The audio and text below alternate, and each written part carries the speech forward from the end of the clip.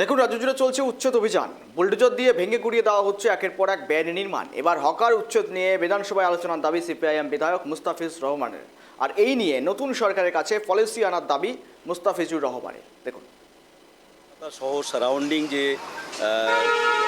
বস্তি এলাকাগুলো এবং রেল হকার্সদের যেভাবে বুলডোজার দিয়ে যে উচ্ছেদ করা হচ্ছে খুব কম সময়ের মধ্যে, আমি চাইব বিধানসভায় এই প্রসঙ্গটা অন্তত থাকুক এবং আলোচনায় আসুক, এবং মুখ্যমন্ত্রী এই বিষয়ে একটা স্পষ্ট বার্তা বিধানসভাতে আমরা চাইছি সরকারের পক্ষ থেকে দেওয়া হোক।